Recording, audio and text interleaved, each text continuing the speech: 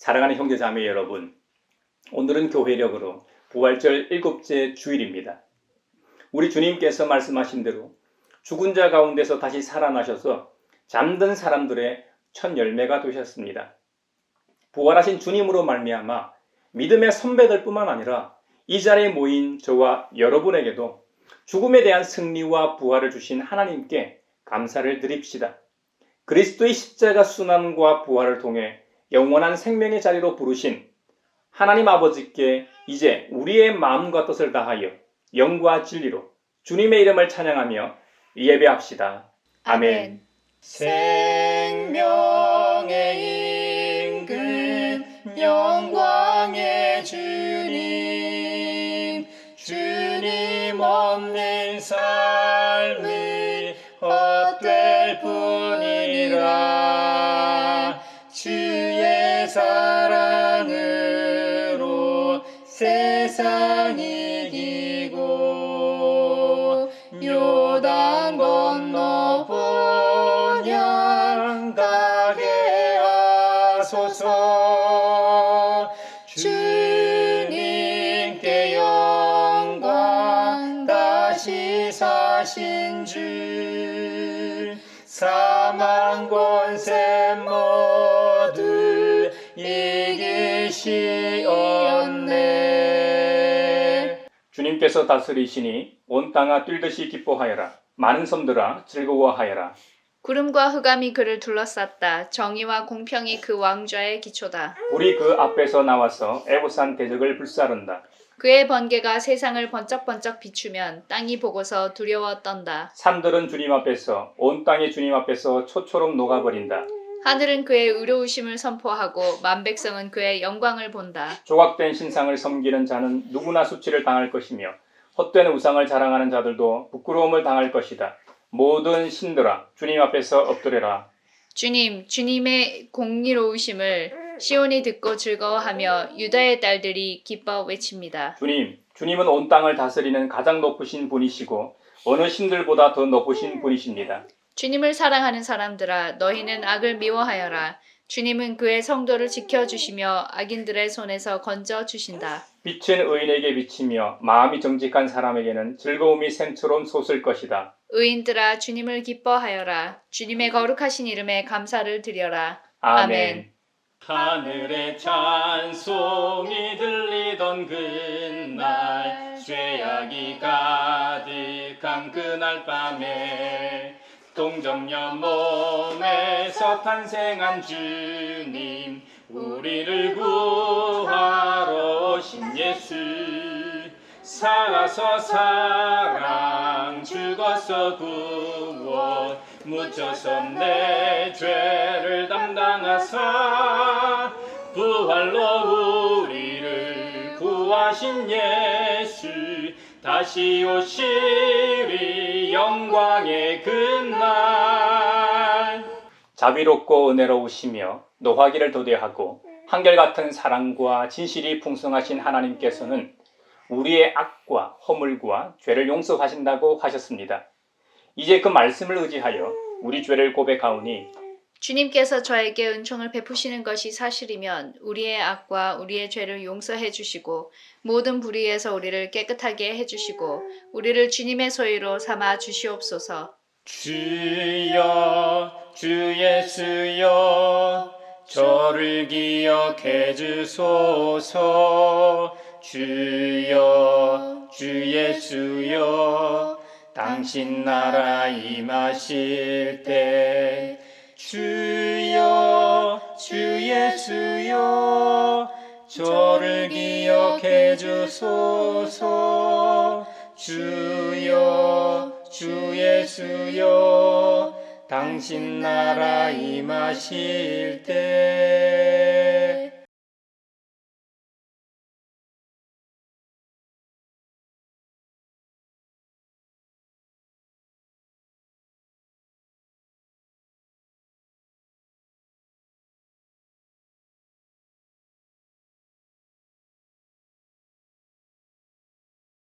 내 이름으로 일컫는 나의 백성이 스스로 겸손해져서 기도하며 나를 찾고 악한 길에서 떠나면 내가 하늘에서 듣고 그 죄를 용서하여 주며 그 땅을 다시 번영시켜 주겠다고 약속하신 우리 아버지 하나님께서 여러분의 죄를 용서하셨음을 주님의 이름으로 선언합니다. 아멘.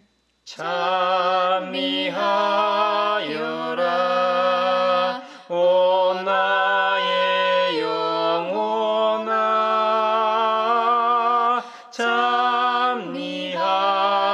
찬미하여라 거룩한 주 이름. 오늘 우리에게 주신 행전의 말씀은 사도행전 16장 16절에서 34절 상반절입니다. 하나님의 말씀을 경청하십시오. 어느 날 우리가 기도하는 곳으로 가다가 귀신 들려 점을 치는 여종 한 사람을 만났는데 그는 점을 쳐서 주인들에게 큰 돈벌이를 해주는 여자였다. 이 여자가 바울과 우리를 따라오면서 큰 소리로 이 사람들은 지극히 높으신 하나님의 종들인데 여러분에게 구원의 길을 전하고 있다 하고 외쳤다. 그 여자가 여러 날을 두고 이렇게 하므로 바울이 귀찮게 여기고 돌아서서 그 귀신에게 내가 예수 그리스도의 이름으로 네게 명하니 이 여자에게서 나오라 하고 말하니 바로 그 순간에 귀신이 나왔다. 그 여자의 주인들은 자기들의 돈벌이 희망이 끊어진 것을 보고 바울과 실라를 붙잡아서 광장으로 관원들에게로 끌고 갔다.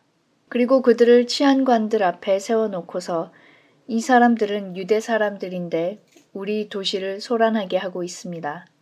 이 사람들은 로마 시민인 우리로서는 받아들일 수도 없고 실천할 수도 없는 부당한 풍속을 선전하고 있습니다 하고 말하였다. 무리가 그들을 공격하는 데에 합세하였다. 그러자 치안관들은 바울과 실라의 옷을 찢어 벗기고 그들을 매로 치라고 명령하였다. 그래서 이 명령을 받은 부하들이 그들에게 매질을 많이 한 뒤에 감옥에 가두고 간수에게 그들을 단단히 지키라고 명령하였다. 간수는 이런 명령을 받고 그들을 깊은 감방에 가두고서 그들의 발에 착고를 단단히 채웠다. 한밤쯤 되어서 바울과 실라가 기도하면서 하나님을 찬양하는 노래를 부르고 있는데 죄수들이 듣고 있었다. 그때 갑자기 큰 지진이 일어나서 감옥의 터전이 흔들렸다. 그리고 곧 문이 모두 열리고 모든 죄수의 수갑이며 착고가 풀렸다. 간수가 잠에서 깨어서 옥문들이 열린 것을 보고는 죄수들이 달아난 줄로 알고 검을 빼어서 자결하려고 하였다. 그때 바울이 큰 소리로 그대는 스스로 몸을 해치지 마시오. 우리가 모두 그대로 있소 하고 외쳤다. 간수는 등불을 달라고 해서 들고 뛰어들어가 무서워 떨면서 바울과 실라 앞에 엎드렸다. 그리고 그들을 바깥으로 데리고 나가서 물었다. 두 분 사도님, 내가 어떻게 해야 구원을 얻을 수 있습니까? 그들이 대답하였다. 주 예수를 믿으시오. 그리하면 그대와 그대의 집안이 구원을 얻을 것입니다. 그리고 하나님의 말씀을 간수와 그의 집에 있는 모든 사람에게 들려주었다. 그 밤 그 시각에 간수는 그들을 데려다가 상처를 씻어주었다. 그리고 그와 온 가족이 그 자리에서 세례를 받았다. 간수는 그들을 자기 집으로 데려다가 음식을 대접하였다. 그는 하나님을 믿게 된 것을 온 가족과 함께 기뻐하였다. 즐겁도다 이날 세세의 할말 사망 권세 깨고 승리하셨네. 오늘 우리에게 주신 서신의 말씀은 요한계시록 22장 12절에서 14절, 16절에서 17절, 20절에서 21절입니다. 하나님의 말씀을 경청하십시오. 보아라, 내가 곧 가겠다. 나는 각 사람에게 그 행위대로 갚아주려고 상을 가지고 간다. 나는 알파며 오메가, 곧 처음이며 마지막이요 시작이며 끝이다. 생명나무에 이르는 권리를 차지하려고 그리고 성문으로 해서 도성에 들어가려고 자기 겉옷을 깨끗이 빠는 사람은 복이 있다. 나 예수는 나의 천사를 너희에게 보내어 교회들에 주는 이 모든 증언을 전하게 하였다. 나는 다윗의 뿌리요 그의 자손이요 빛나는 샛별이다. 성령과 신부가 오십시오 하고 말씀하십니다. 이 말을 듣는 사람도 또한 오십시오 하고 외치십시오. 목이 마른 사람도 오십시오. 생명의 물을 원하는 사람은 거저 받으십시오. 이 모든 계시를 증언하시는 분이 이렇게 말씀하셨습니다. 그렇다 내가 곧 가겠다. 아멘. 오십시오 주 예수님. 주 예수의 은혜가 모든 사람에게 있기를 빕니다. 아멘. 즐겁도다 이날 세세의 할말 사망 권세 깨고 승리하셨네. 오늘 우리에게 주시는 복음의 말씀은 요한복음서 17장 20절로 26절입니다. 주님의 말씀을 경청하십시오. 나는 이 사람들을 위해서만 비는 것이 아니고 이 사람들의 말을 듣고 나를 믿는 사람들을 위해서도 빕니다. 아버지께서 내 안에 계시고 내가 아버지 안에 있는 것과 같이 그들도 하나가 되어서 우리 안에 있게 하여 주십시오. 그래서 아버지께서 나를 보내셨다는 것을 세상이 믿게 하여 주십시오. 나는 아버지께서 내게 주신 영광을 그들에게 주었습니다. 그것은 우리가 하나인 것과 같이 그들도 하나가 되게 하려는 것입니다. 내가 그들 안에 있고 아버지께서 내 안에 계신 것은 그들이 완전히 하나가 되게 하려는 것입니다. 그것은 또 아버지께서 나를 보내셨다는 것과 아버지께서 나를 사랑하신 것과 같이 그들도 사랑하셨다는 것을 세상이 알게 하려는 것입니다. 아버지께서 내게 주시는 사람들도 내가 있는 곳에 나와 함께 있게 하여 주시고 창세전부터 아버지께서 나를 사랑하셔서 내게 주신 내 영광을 그들도 보게 하여 주시기를 빕니다. 의로우신 아버지, 세상은 아버지를 알지 못하였으나 나는 아버지를 알았으며 이 사람들도 아버지께서 나를 보내신 것을 알고 있습니다. 나는 이미 그들에게 아버지의 이름을 알렸으며 앞으로도 알리겠습니다. 그것은 아버지께서 나를 사랑하신 그 사랑이 그들 안에 있게 하고 나도 그들 안에 있게 하려는 것입니다. 이것은 주님의 말씀입니다.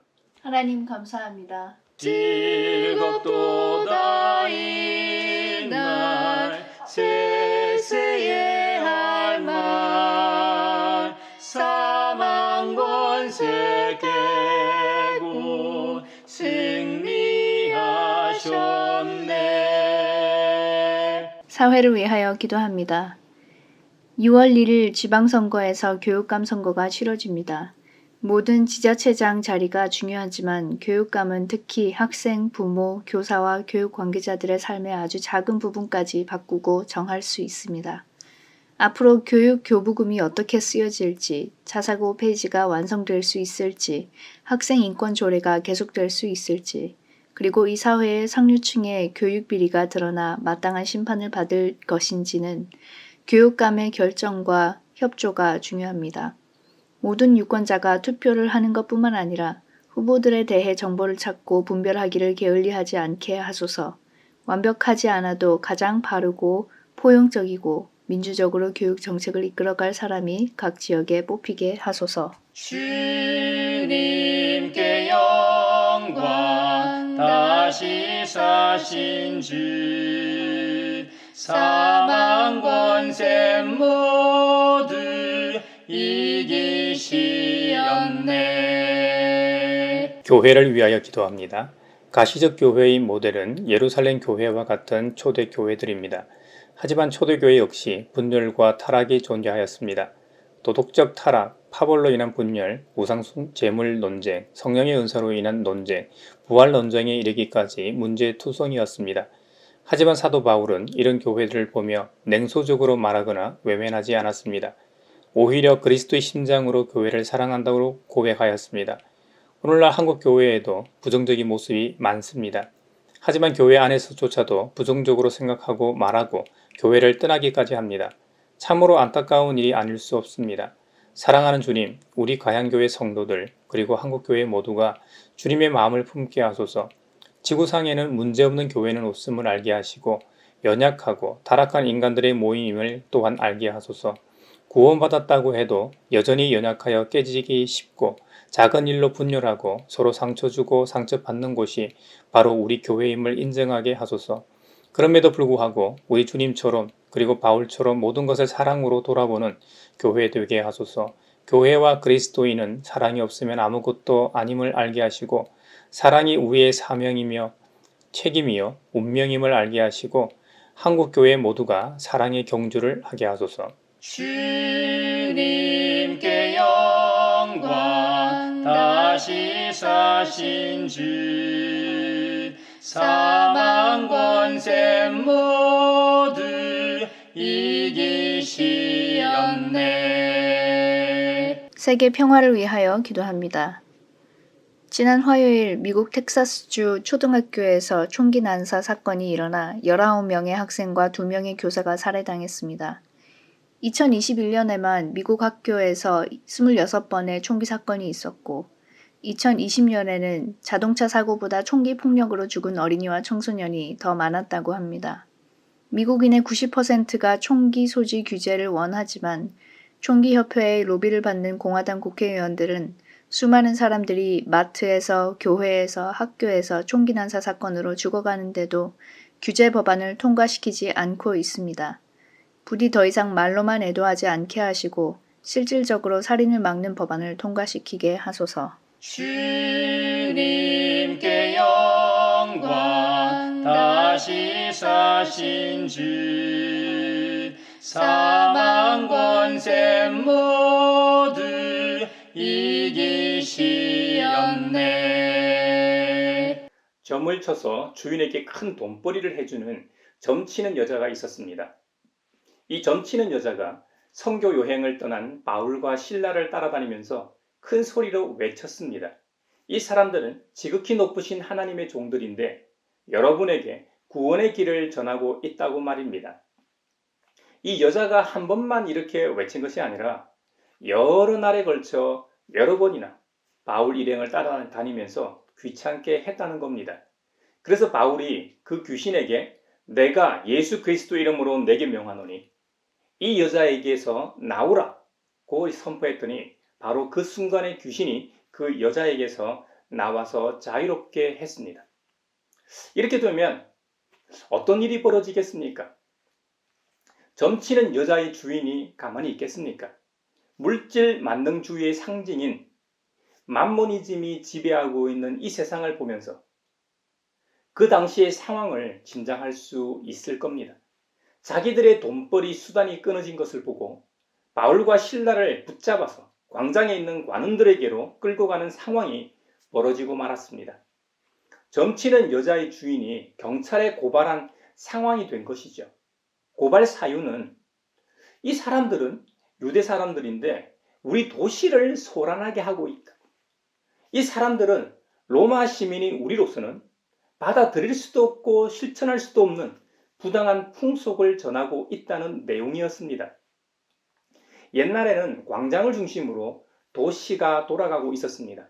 특히 헬라 문화권에서는 광장에서 모여 토론도 하고 시장같이 물건 거래도 이루어지다 보니 광장에는 수많은 사람들이 모여 있었고 유동인구도 많을 수밖에 없었습니다. 점치는 여자의 주인이 고발한 내용은 한순간 먹혔습니다. 도시를 소란하게 한다는 말을 들은 광장에 모인 사람들도 합세하여 바울과 실라를 공격합니다. 오늘날에도 이방인에 대해 그렇게 관대하지는 않습니다만 2000년 전에는 어땠겠습니까? 훨씬 더 폐쇄적인 사회요 이방인에 대한 의심과 경계가 상상을 초월하였을 겁니다. 점치는 여자의 주인이 고발한 내용을 듣고 당시 경찰 당국은 바울과 실라의 의견을 듣지도 않고 바울 일행의 옷을 찢어버리고 매로 치라고 명령합니다. 참 기가 막힌 상황입니다. 실제로 명령을 받은 부하들이 바울 일행을 몹시 매질하고 감옥에 가두었습니다. 감옥 간수는 탈출할 수 없도록 감옥 깊숙한 곳에 바울 일행을 가두고 그들의 발에 착고를 단단히 채우게 됩니다. 하지만 성경 기록에 의하면 감옥에서도 바울과 실라는 기도하면서 하나님을 찬양하는 노래를 불렀다고 합니다. 고대에는 지하 감옥들이 많았으니 아마도 지하 감옥이었을 겁니다. 지하실에서 노래하면 소리가 쩌렁쩌렁하게 울리죠. 바울과 신라의 노래 소리를 감옥에 수감된 모든 죄수들이 듣고 있었습니다. 바로 그때 초자연적인 일이 발생했습니다. 갑자기 큰 지진이 일어나서 감옥이 위치한 곳도 흔들렸고 옥문도 다 열리고 죄수들을 채우고 있던 수갑이며 착고도 다 풀렸다는 겁니다. 감옥을 지키고 있던 간수도 지진으로 인해 놀라 깨게 됩니다. 근데 이게 어떻게 된 일입니까? 옥문들이 활짝 열려 있는 게 아닙니까? 이에 감옥을 지키고 있던 간수가 죄수들이 달아난 줄을 알고 검을 빼서 자기를 하려고 했습니다. 지금이야 문체성이 징계만 하죠. 감봉하거나 자리를 옮기는 정도죠. 하지만 그 옛날에는 책임을 물어 사형에 처하다 보니 스스로 자기를 하려고 했던 것이죠. 이에 바울이 급박한 소리로 그대는 스스로 몸을 해치지 마십시오. 우리가 모두 그대로 있습니다. 하고 외쳤습니다. 간수는 멈추라는 소리를 듣고 등불을 들고 감옥 안으로 들어갔습니다. 그랬더니 바울과 실라가 옥문이 활짝 열려 있음에도 불구하고 옥사에 그대로 있었다는 겁니다.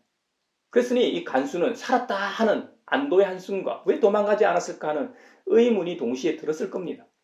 그래서 바울과 실라에게 실제로 물었습니다. 두 분 사도님, 내가 어떻게 해야 구원을 얻을 수 있겠습니까? 이에 바울과 실라가 대답합니다. 주 예수를 믿으십시오.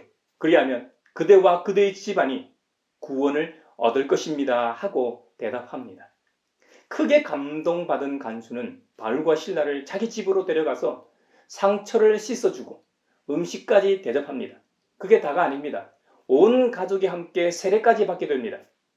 이것이 복음의 능력입니다. 어떤 상황에서도 복음은 힘을 발휘합니다. 왜 그렇습니까? 복음을 전하는 내가 능력이 있거나 힘이 있어서가 아닙니다. 바울과 실라가 힘이 있거나 능력이 있어서가 아닙니다. 복음의 핵심인 예수 그리스도 때문입니다.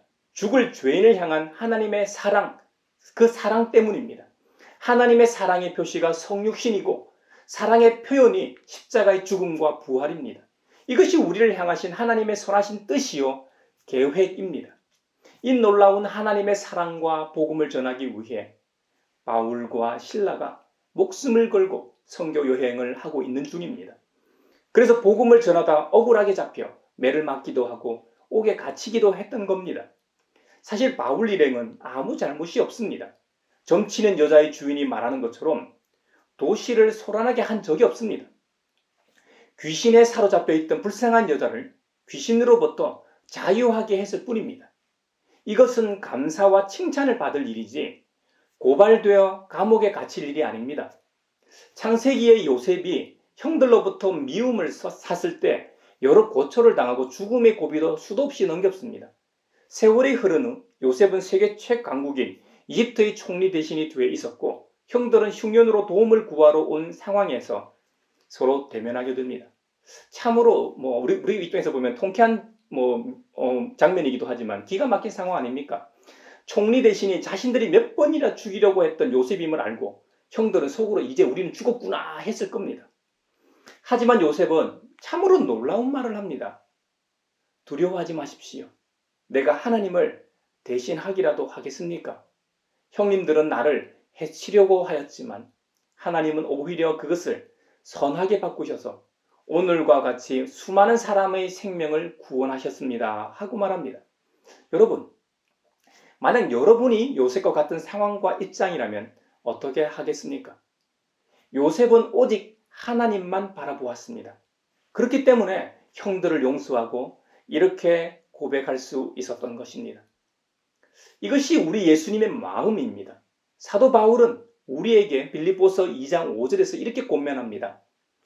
여러분 안에 이 마음을 품으십시오.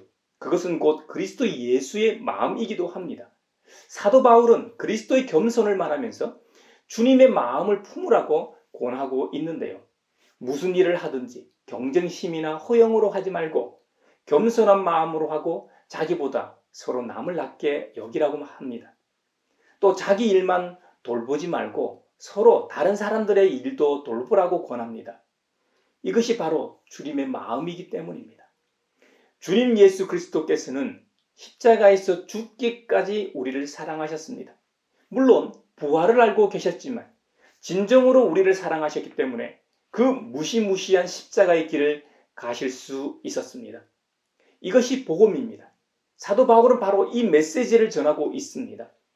이것이 기독교의 존재 이유입니다. 이것이 교회의 존재 이유입니다. 이것이 그리스도인의 존재 이유입니다. 저와 여러분이 그리스도인이라면 복음을 위한 삶을 살아야 합니다. 사람들에게 예수님에 대해 말해 주어야 합니다.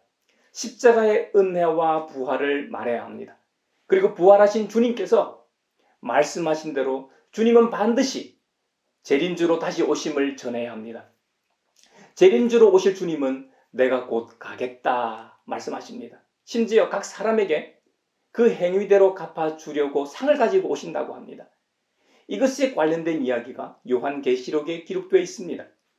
예수님의 제자여 사도로서 제일 오래 살았던 이 요한 사도가 본 환상이 요한계시록입니다. 거기에 보면 자기 겉옷을 깨끗이 빠는 사람은 복이 있다고 합니다. 왜냐?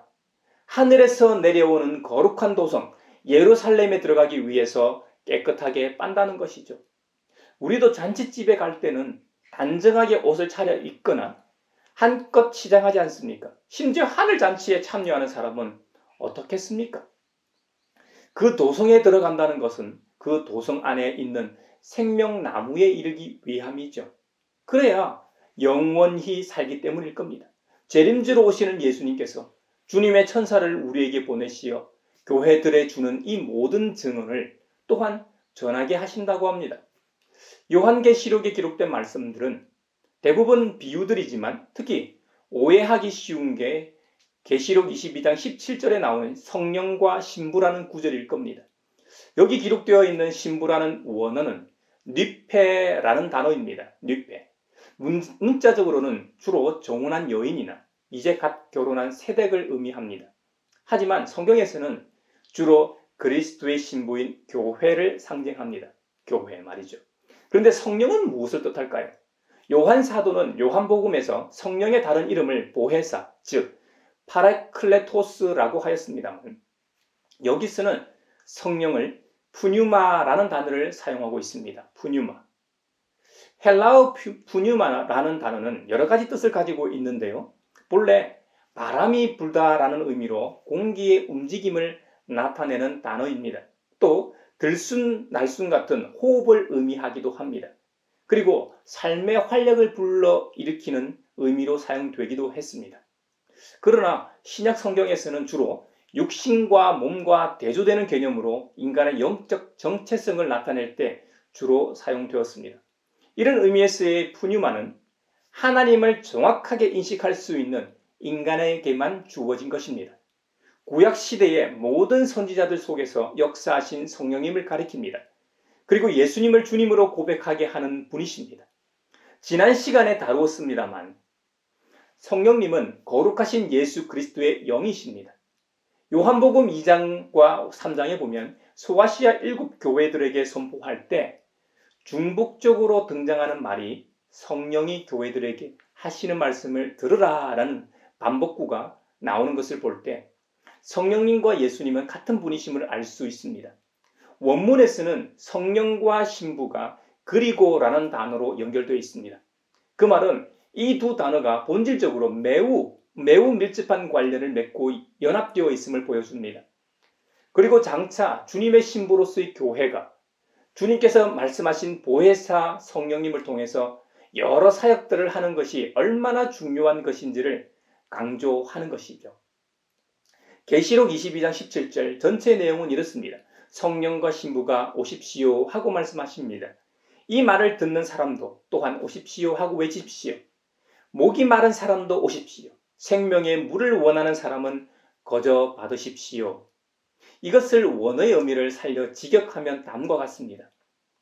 그리고 성령과 신부가 말씀하신다. 너는 오라. 그리고 듣는 자가 그가 말하게 하라. 너는 오라. 그리고 목마른 자 그가 오게 하라.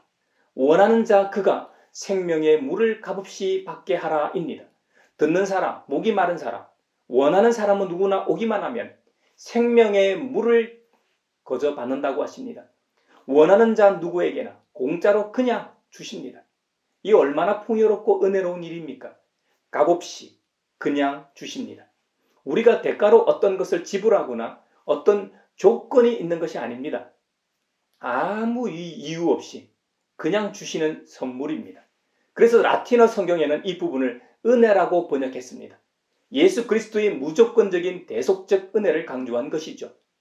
몇 주 전에 살펴보았습니다만 칼빈주의 5대 교리에도 등장하는 것임을 다시 한번 확인하는 부분입니다.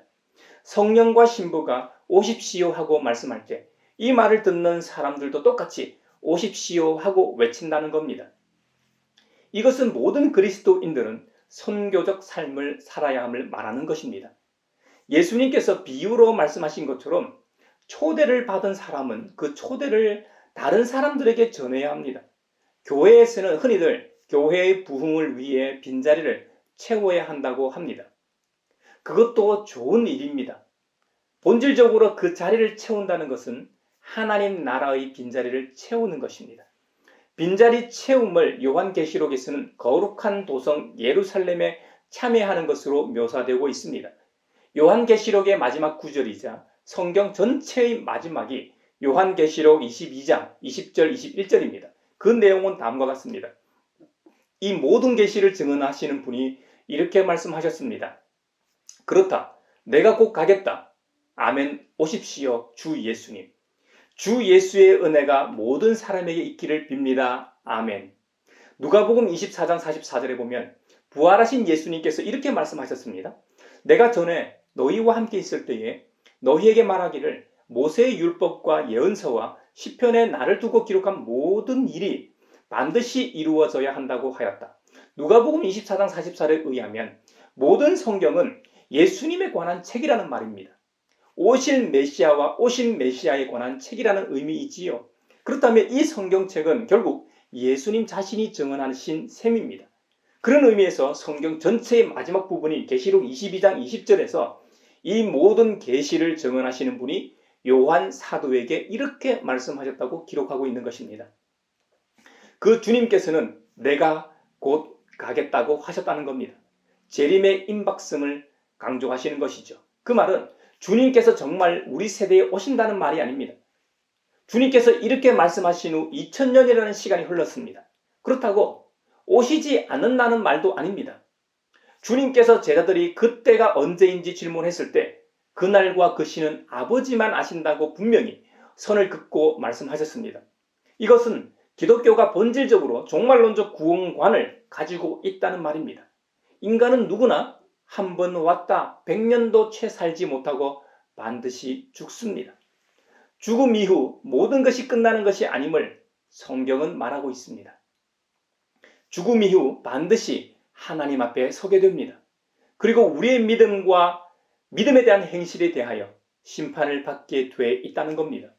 주님께서 오시든 우리가 주님 앞에 서든지 간에 그 만남 이전까지 살아가야 하는 우리를 주님은 걱정하셨습니다. 그래서 요한복음 17장에는 예수님의 대제사장적 기도가 기록되어 있습니다. 기도의 대명사인 주님답게 남겨질 제자와 교회를 위해 기도하시는 장면입니다. 남겨질 제자와 교회는 예수님 당시 12제자를 비롯한 제자 공동체와 초대교회를 포함한 오늘에 이르기까지 그리고 앞으로 올 만세대의 모든 자들을 위한 중보 기도인 것이죠. 여기서 주님은 아들로서 아버지 하나님과의 하나됨을 언급하시면서 성도 간의 하나됨을 위해 또한 강구하십니다. 그렇다면 성도들 간의 하나됨, 연합은 무엇을 의미할까요? 이 하나됨은 획일성이 아니라 다양성의 통일성을 의미합니다.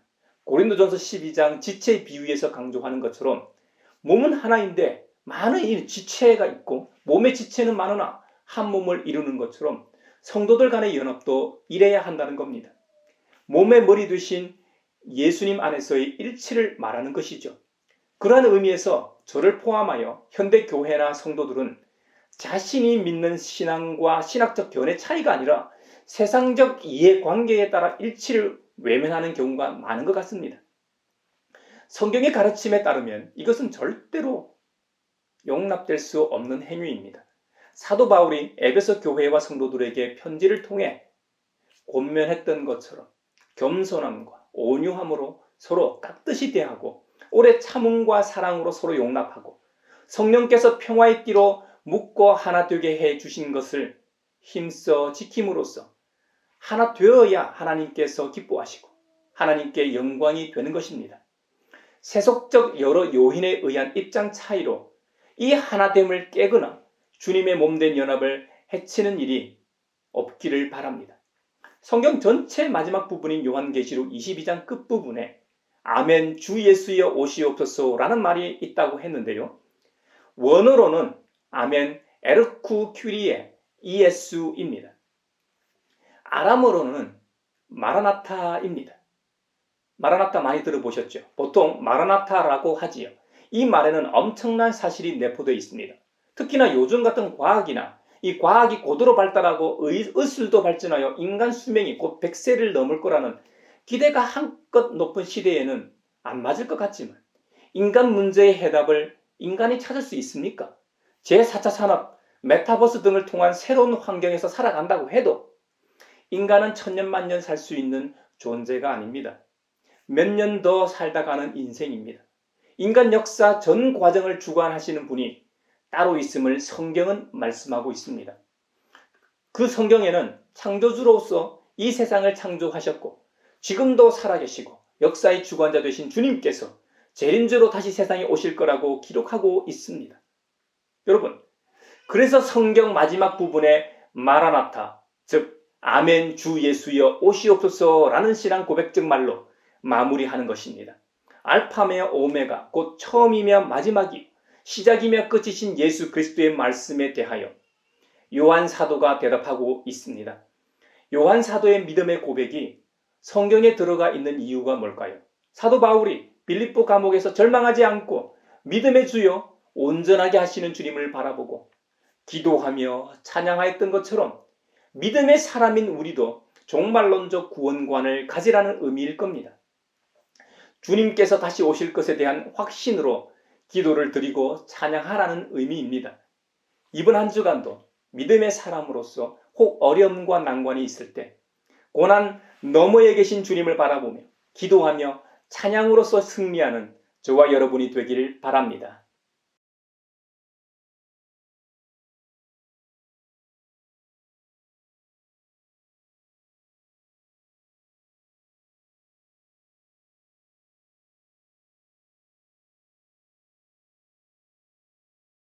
내게 있는 모든 것을 아낌없이 드리네. 사랑하고 의지하며 주만 따라 살리라. 주께 드리네. 주께 드리네. 사랑하는 구주 앞에 모두 드리네. 아멘. 여기에 모인 우리는 우리의 믿음의 역사와 사랑의 수고와 우리 구주 예수 그리스도에 대한 소망의 인내를 여기 연보에 담아 올려드립니다. 주님께서 말씀하신 대로 인색함으로나 억지로 하지 않고 예수님께서 아버지께 구하여 보내시는 보혜사 성령님과 함께 동행하며 살게 하심에 감사하여 각각 그 마음에 정한 대로 즐거운 마음으로 바쳐오니 향기로운 예물이 되게 하소서. 은혜의 주님, 우리의 정성을 어여삐 여기시어 주님께서 베푸신 은혜에 비하면 보잘것없지만 말씀하신 대로 미리 구별하여 드리오니 기쁘게 받으시옵소서. 우리의 가진 것이 비록 적어도 바치는 기쁨은 더 커지고 비록 버는 것이 적어도 나누는 즐거움은 더욱 넘쳐 우리 믿음의 소문이 각처에 퍼지게 하소서. 우리 주님 예수 그리스도의 이름으로 감사하며 기도하옵나이다. 아멘. 갈보리 그 언덕에서 깊은 샘이 터지고 하늘 문이 다 열리며 그의 자비 넘치네. 물결치는 주의 사랑 한없이 쏟아지고 하늘나라 평화 정의 죄악 세상 접시네. 하늘나라 평화 정의 죄악 세상 접시네.